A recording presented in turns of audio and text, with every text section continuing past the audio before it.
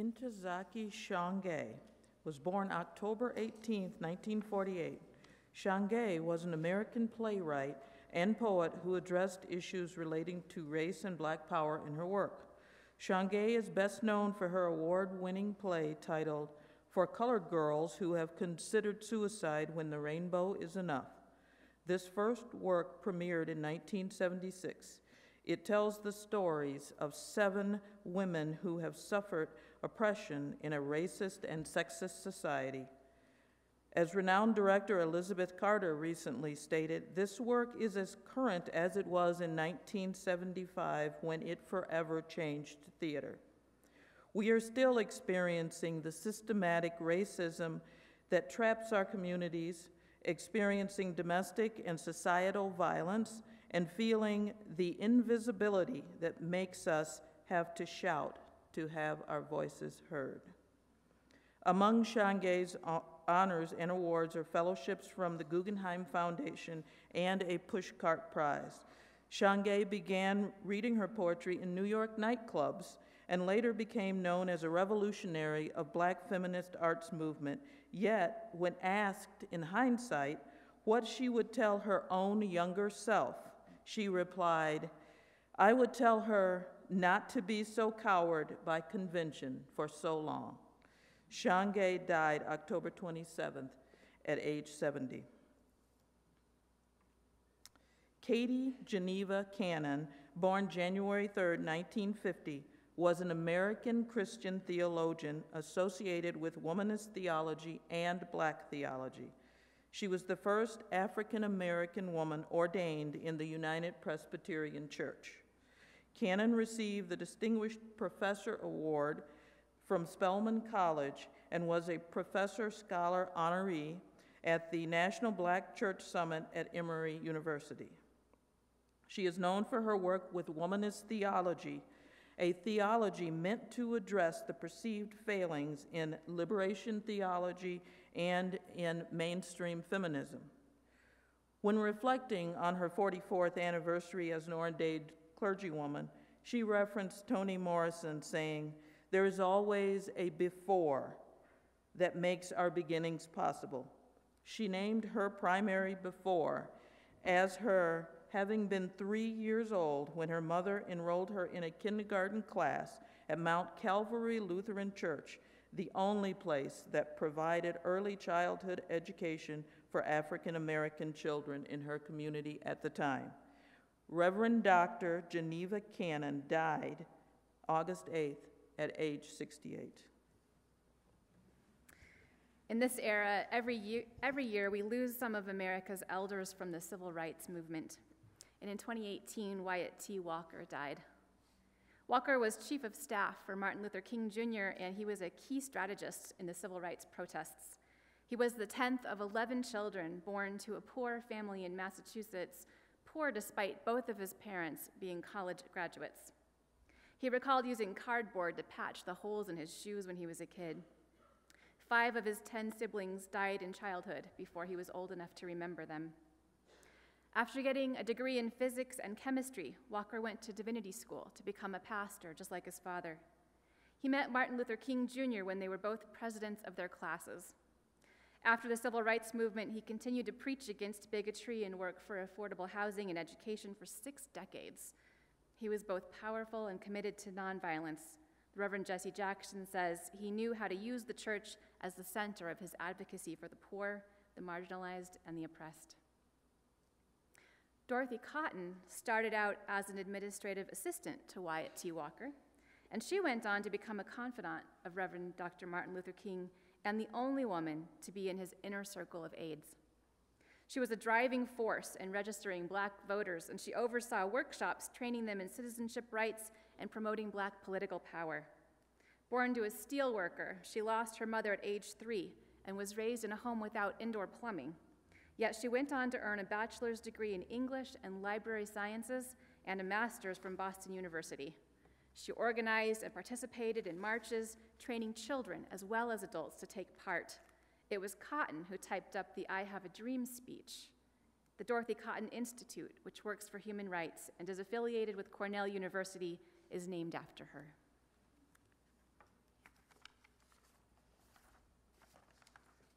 Linda Carroll Brown was born February 20th, 1943. As a schoolgirl in 1954, Brown became the center of the landmark United States civil rights case Brown versus the Board of Education. Brown was in 3rd grade at the time and sought to enroll at summer school in Topeka, Kansas. Her admission was denied based on her race. Her lawsuit against segregation in elementary schools was ultimately successful, and the resulting Supreme Court case overturned the separate but equal doctrine which had been previously established. By the late 1970s, Brown shared publicly that she had felt exploited by the media and felt that there was no attention given to the fact that she was a human being and a child. Despite this, she became a civil rights activist, continued to speak out on segregation, reopened the Topeka case with the American Civil Liberties Union in 1979, arguing that the district schools still weren't desegregated. It was eventually ruled by the Court of Appeals in 1993 that the school system was indeed still racially divided, and 3 new schools were built as part of the integration efforts. Brown died March 25th at age 75. Albert Howard, born January 5th, 1938, was an American civil rights activist and author who was one of the founders of the Black Panther Party. Howard spent several years in the U.S. Air Force, received an honorable discharge, and then attended Merritt College, where he met Bobby Seale and Huey P. Newton and became one of the 6 original founding members of the Black Panther Party. Howard helped develop the first Black Panther Party survival program instituted to help African Americans and other oppressed peoples meet their basic necessities to acquire the resources for self-determination and empowerment. This included the free breakfast for school program and an organization to pressure the government to provide wheelchair access to public streets and government buildings. By 1974, the Justice Department, FBI, and CIA had almost destroyed the Black Panther Party, and Howard left his identity as a revolutionary behind him and remained silent about his Panther days, with not even his family knowing about his historical contributions. Throughout his life, he remained a local community activist.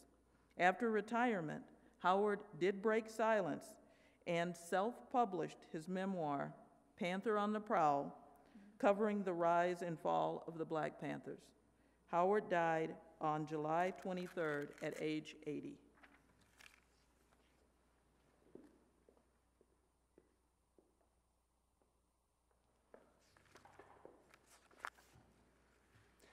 Mae Hopkins was a prickly and fierce woman who didn't pull any punches. In 1978, she went to work for Price Waterhouse, a high-powered accounting firm, and quickly became one of their best consultants. She was nominated by her managers for partnership in the firm twice, in 1982 and then again in 1983, and both times she was denied. Hopkins was told by a male supervisor that she was too macho, too difficult, and too aggressive, and that to have a chance at being a partner, she would need to, quote, walk, talk, and dress more femininely, wear makeup, have her hair styled, and wear jewelry. Well, that was the wrong answer. Anne sued for gender discrimination, and her case eventually reached the Supreme Court. In 1990, they decided 6-3 in her favor. In addition to hundreds of thousands of dollars in back wages, Price Waterhouse was ordered to give Anne the partnership that she had twice been denied, if she still wanted it. And although the firm had gone out of its way to make her feel unwelcome there, Anne took that partnership, and she worked there for 12 more years until she retired. Her case set a legal precedent that prohibits discrimination based on gender stereotyping. It has been cited in many subsequent cases of workplace discrimination based on gender stereotypes, and in more recent years has been interpreted to also apply to gender identity, including transgender rights. Although she claimed it was not her intention to be a civil rights activist, she certainly made a crack in the glass ceiling. Ann Hopkins died in June at the age of 74. Now, another barrier breaker with a similar name, but a story all her own, is Anna Mae Hayes. Anna Mae began her military career when she enlisted with the Army Nurse Corps in 1942. During World War II, she served in India, caring for American soldiers who were stationed there. And by the end of the war, she had achieved the rank of first lieutenant. While many of her fellow nurses in the Army Nurse Corps chose to end their military service when the war ended, Anna Mae stayed on. In 1950, she was deployed in the Korean War, and then served as the lead of the emergency room at Walter Reed Army Medical Center upon returning to the United States. By 1967, Anna Mae had become the chief of the Army Nurse Corps, a role which she served in through the Vietnam War. Then, on June 11, 1970, Anna Mae Hayes made history when she became the first woman in any branch of the United States military to be promoted to the rank of general. She retired just a year later, but not before advocating for some changes for women serving in the military. Most notably, she changed the policy that automatically discharged women officers from service if they became pregnant. Anna Mae Hayes had a true love and devotion to her work. When she retired in 1971, after 3 decades of service, she said, "If I had to do it over again, I would do it longer." Anna Mae Hayes died last January at the age of 97. And our third barrier breaker is also a wartime woman. While serving in a machine shop on a naval air base in California, Naomi Parker Fraley was photographed by the local paper in 1942 as she operated an industrial machine, wearing a standard jumpsuit and a polka dot bandana. Little did she know, that photo would be the inspiration for J. Howard Miller's iconic "We Can Do It" poster, featuring a woman flexing her bicep, wearing a blue jumpsuit and a red and white polka dot bandana. This woman was dubbed Rosie the Riveter and quickly became an American icon. But the artist did not identify who had been the inspiration for Rosie. In the 1980s, a woman named Geraldine Hoff Doyle, who had worked in a metal shop in Michigan briefly during the war, claimed that she was the inspiration for the famous poster after seeing a reprint of the 1942 photograph and mistakenly believed it to be her own younger self. And so, without fact-checking or follow-up, media stories repeated her claim, and Doyle became widely recognized as the real-life Rosie. It wasn't until after Doyle's death in 2010 that James Kimball, a scholar researching the story of Rosie, came to discover her true identity. In his research, Kimball had tracked down an original 1942 clipping from the newspaper that took that photo. The caption that was with it read, "Pretty Naomi Parker." When Kimball reached out to Naomi Parker Fraley, she confirmed her identity as the woman in the photograph and produced her own original clipping of the 1942 newspaper photo with her name in the caption that she had kept since its publication. Naomi Parker Fraley, the real Rosie the Riveter, died last January at the age of 96.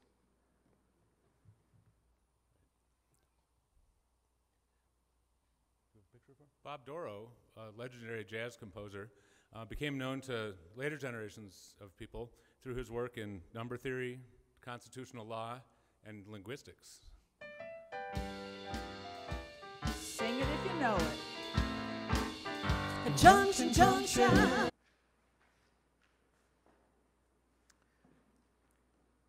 James Gibbs, born April 3rd, 1946, was a renowned professor of computer science and information systems at Boston College. In 1993, Gibbs was the co-inventor and principal developer of a system called Eagle Eyes. This system enabled the user to play video games on the computer through eye movement. Though Gibbs walked by a school for children with disabilities every day, it wasn't until Kathy Nash, a woman with a son with disabilities, heard about it and called him repeatedly, that he finally paid attention to the idea that the invention might help children with disabilities. The technology later allowed people with disabilities to use a mouse pointer on a computer screen just by moving their eyes. While working on a successor for Eagle Eyes, Gibbs and Marguerite Betke invented Camera Mouse, a program that would allow people to use a mouse with the movement of their head. In 2007, Gibbs won the Da Vinci Award for Exceptional Design and Engineering Achievements in the field of accessibility and universal design. Gibbs died June 10th at age 72. Ray Jean Montague was born January 21st, 1935, in Little Rock, Arkansas. At age 7, she was inspired to pursue engineering after touring a German submarine captured by the Americans and put on tour across the country. When she asked the guide, "What does one need to know to work with those dials and gauges?" his response was that she need not worry about it, and he clearly implied that as a black female, she could never become an engineer. She would go on to prove him very wrong. She graduated from what is now University of Arkansas at Pine Bluff in 1956, at which time the engineering program did not admit African American students, so she graduated with a Bachelor of Science degree in business. Montague joined the U.S. Navy in 1956 and was assigned a position as a clerk typist in Washington, D.C. Her desk was located next to a 1950s UNIVAC 1 computer. She watched the engineers operate the computer and eventually seized an opportunity to run the machine.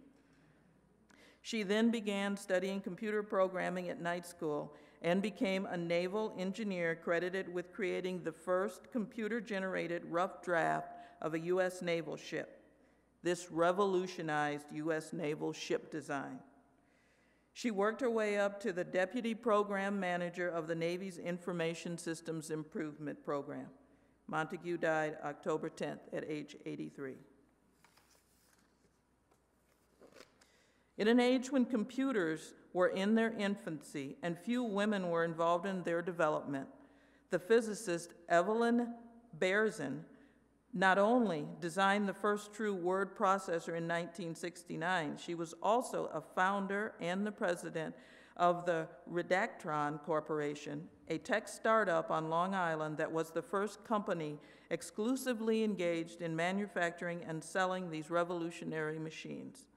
Two secretaries, who constituted 6% of the American workforce then, mostly women, Redactron freed them from the drudgery of retyping page after page due to keystroke errors and from the monotony of copying page after page for distribution. The new machines could edit, delete, and cut and paste text. Berezin had begun her education studying economics instead of physics because it was preferred as a subject for women at that time. By attending university at night, she received her BS in physics in 1946. Berezin died December 8th at age 93. And the Kepler telescope also died this year. Named after astronomer Johannes Kepler, the spacecraft was launched by NASA on March 7, 2009, into an Earth-trailing heliocentric orbit. During its over 9 years of service, Kepler observed 530,506 stars and detected 2,662 planets. The Kepler Space Telescope has had a profound impact on our understanding of the number of worlds that exist beyond our solar system. Through its survey, we've discovered that there are more planets than stars in our galaxy. After 9 years of operation, the telescope's reaction control system fuel was fully depleted, and NASA announced its retirement on October 30th. The spacecraft was deactivated with a good night command sent from the Missions Control Center on November 15th. Nancy Grace Roman was born May 16, 1925. When Roman requested permission to take a second algebra course in high school, a teacher demanded to know what lady would take mathematics instead of Latin. Roman went on to receive her PhD from the University of Chicago in 1949, where she became the first female faculty member in physical sciences at the Hyde Park Institution. It became clear to her that as a woman, she was not going to get tenure with the university. So she accepted a position in the Naval Research Laboratory in Washington. She joined NASA in 1959 and was the first chief of astronomy in NASA's Office of Space Science. She was the first woman to hold an executive position at the space agency. According to NASA's website, Roman was often called the mother of Hubble for her efforts in making the Hubble Space Telescope a reality. Roman died December 26th at age 93. I can see for miles and miles and miles and miles and miles. Oh, yeah. You might not ever have heard Mitzi Shore's name, but she was a name maker. A divorced mother of 4, Shore owned the Comedy Store in Los Angeles, where she served as a scout and a booking agent for up-and-coming comedians. The place, Shore said, was like a workshop or a boxing gym for comics. The New York Times says it would be faster to list the famous comics who didn't come through the Comedy Store than the ones who did. Those who did include Richard Pryor, Elaine Boozler, Robin Williams, and Sandra Bernhard. In an era when some people said women couldn't be funny, Shore dedicated one stage in her club solely to female comics. She was 87. Alan Abel died in 1980, or so the New York Times believed. The accomplished prankster of the American public faked his death back then with what the Times described as characteristic military precision and a dozen accomplices who tricked the newspaper by playing well-rehearsed roles as his grieving widow and an undertaker. Abel even set up a special phone line, complete with a listing in the business section of the phone book, to trick the fact-checkers. After the 1980 obit was published, he gleefully reappeared. The Times had to retract their article, which had included the story of another hoax Abel had carried out. In an age well before the internet, Abel, that gadfly, had an uncanny ability to guess what kind of outrageous story the harried media would be most likely to fall for. In 1959, his first hoax was the Society for Indecency to Naked Animals. His mission the mission of this society was to clothe all naked animals that appear in public, namely horses, cows, dogs, and cats, including any animal that stands higher than 4 inches or is longer than 6 inches. One of Abel's actor friends played the role of the organization's socially conservative president. For about 4 years, the media reported on the activities of the group, which included demanding that Jackie Kennedy clothe her horses. And they promoted the slogan, "A nude horse is a rude horse." Time magazine finally caught on and outed Abel in 1964. This was the first of many hoaxes he orchestrated, including euthanasia cruises, where you can expire in luxury, the topless string quartet, which a gullible Frank Sinatra tried to book, and Omar's School for Beggars, which would teach the newly poor how to panhandle. None were real, but all were believed by the media. In an era when political operatives in the US and abroad are out to fool voters by creating fake social media groups with names like Black Matters US and Dry Alabama, which was a fake prohibition group created to make a conservative candidate look too conservative last year, we should all pay attention to the lessons Abel's outrageous hoaxes taught the unsuspecting public. Abel wrote books about his hijinks, which were a particular kind of performance art. But that's not all. No kidding. He also wrote drum riffs.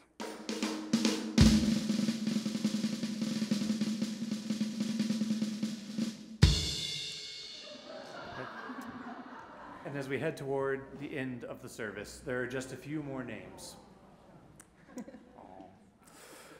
Norman Bugg was the owner of the Bugg House in Northeast Albuquerque, famous for its annual Christmas display. The Bugg House attracted thousands of visitors for more than 30 years, growing to include more than 300,000 lights and animatronic displays.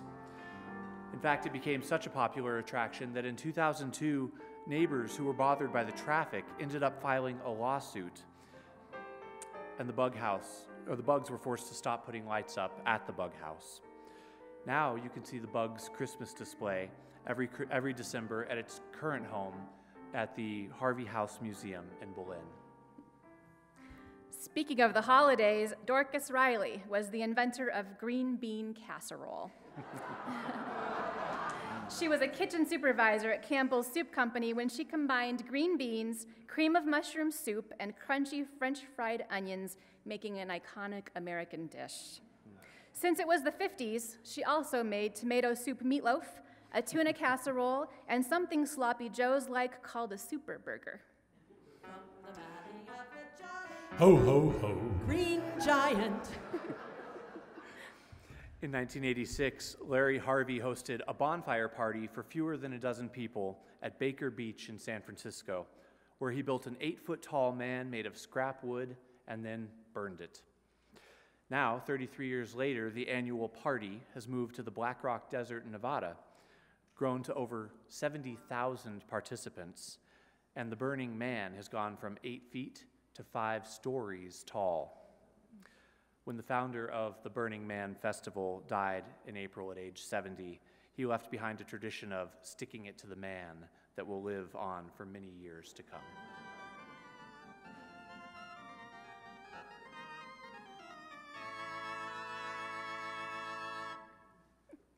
Have you ever been excited to get a phone call from somebody you haven't seen or heard from in years, only to find out that they want to sell you something? And they want to try to get you to sell it too? Well, we have Richard DeVos to thank for some of that. He founded Amway, in which people sell things and earn money from recruiting others to do the same. As the company grew to $1 billion in sales, the government investigated whether it was an illegal pyramid scheme, but they concluded that no, it was just annoying.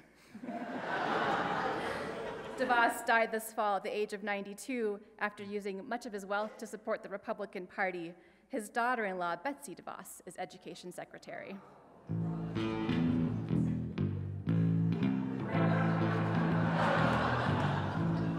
Money, money, money, must be funny. It's a rich man's world.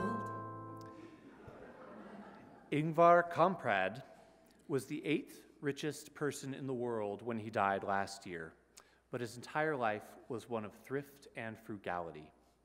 He founded IKEA at age 17 as a mail-order business for household goods, and then grew it into the largest furniture company in the world. Now, he was a complicated figure. Kamprad was a Swedish fascist during World War II, but later said that was, quote, a part of my life which I bitterly regret, and the most stupid mistake of my life. Fortunately, Comprad's ideology seems to have shifted for the better, and his furniture has stood the test of time, assuming you can figure out how to assemble it correctly. Speaking of things you build yourself, the little free library inventor Todd Ball has died. Working at home after losing his job in 2009, Todd Ball used scrap wood to create a little one-room schoolhouse as a tribute to his mom, and he turned it into a neighborhood book exchange in his front yard. People loved it. Soon he had started a movement. Today there are 75,000 little free libraries in 88 countries.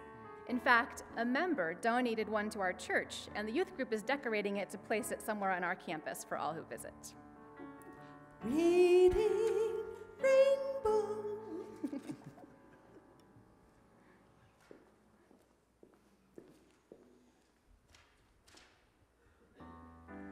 Now I invite you all to rise.